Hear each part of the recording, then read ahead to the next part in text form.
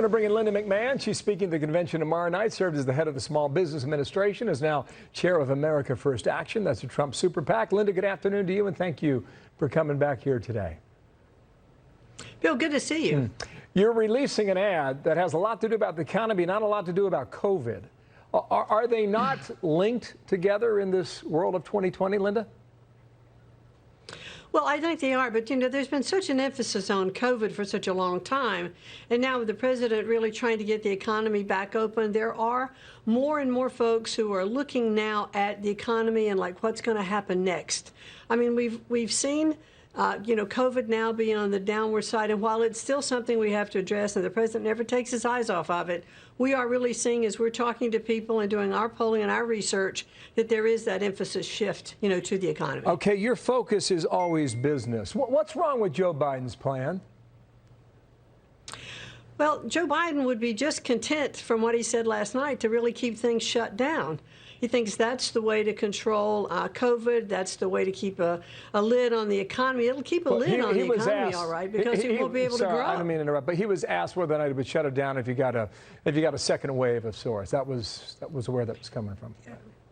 Yeah, and he said he would. And President Trump is all about keeping the economy open now. We're seeing that. The past 3 months, we've had 9 million jobs created.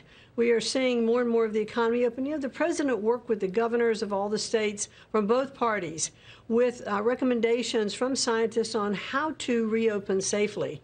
And that's what we're seeing. That's what we need to see. We need to get our kids back to school. I heard earlier that you were mentioning about, or John Roberts was mentioning about Melania Trump tonight would talk about, women and how important they are in the economy. And one of the things that's happened with COVID shutting down schools and moms having to take on more of the responsibility at home for teaching their children, it takes them out of the workforce. And the longer women are out of the workforce, the harder it is for them to re-enter. So there are a lot of reasons why we need to really focus on how to safely and effectively reopen our schools. And I think there'll be a lot more talk at the convention about that tonight. Okay, and for tomorrow, give us a preview of your message quickly. Well, I think there's a little bit of a miscommunication. I am actually not speaking at the convention tomorrow, but I'm happy to be on your show today. I'll have a lot of opportunity to comment on a lot of the speakers at the convention, and I certainly look forward to hearing what it is they have to say. And I think you will continue to hear the focus on economy and business.